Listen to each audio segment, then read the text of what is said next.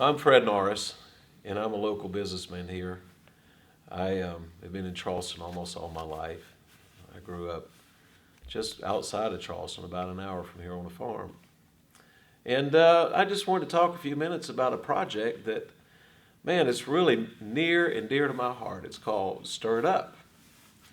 And I get a little emotional when I talk about it, anytime I talk about it, because it's an emotional song. It means a lot to me. Um, the way Stirred Up came about is I was out of town with my wife, and we were going to celebrate her birthday. And I took a paper with me that day, and I read a feature article, and it was about the uh, the families of the victims of the Mother Emanuel 9. And I was like in another world. And then I said, I got to get my cell phone. I got something. I got something to write and get out real quick. So I got my cell phone. Long and short of it is I felt like a letter from heaven, literally. It was dropped down. I wrote a song in 15 minutes, words and melody. I've been writing music for 42 years, and I've never had a song come that quick. And it's called Stir It Up. One of the first phrases in the song is stir it up. I'm stirred up. It's stopping here.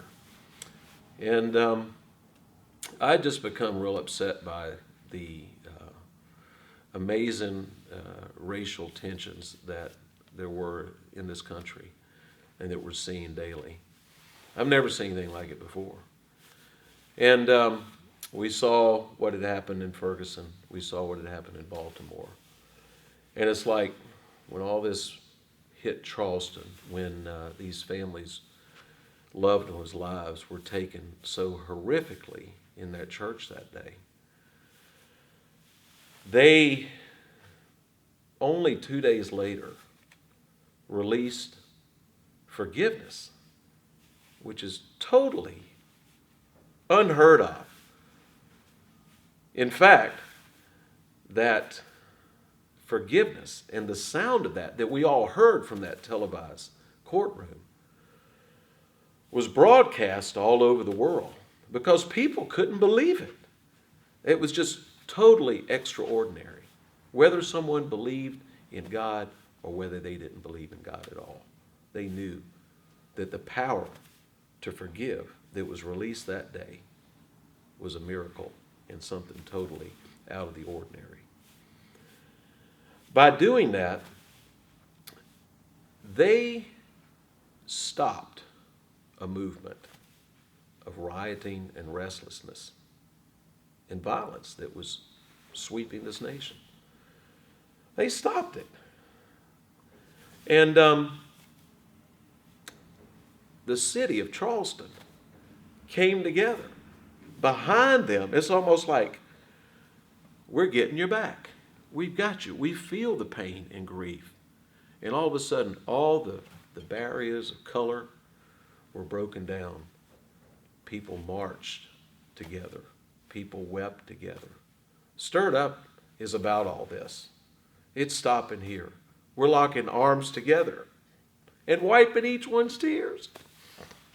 Gosh, it sounded like I planned that, the tears starting to flow. But when I see people listen to the song Stirred Up, they reflect on those moments of,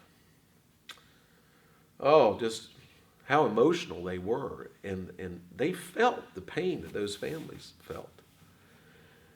And now, these families are going to have all this amplified once again. Is next week they're going to be sitting in a courtroom having to basically relive all this.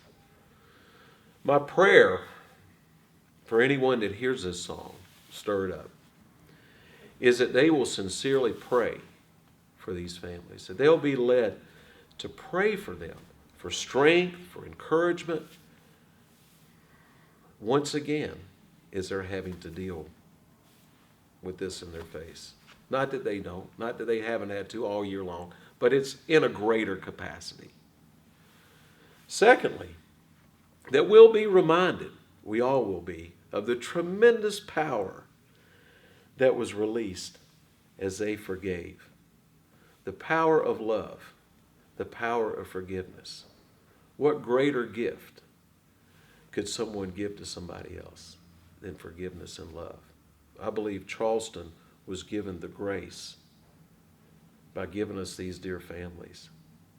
And I believe that Charleston, once again, is going to be strengthened. And for this time, for some reason, stirred up, is for the now. It's for this time.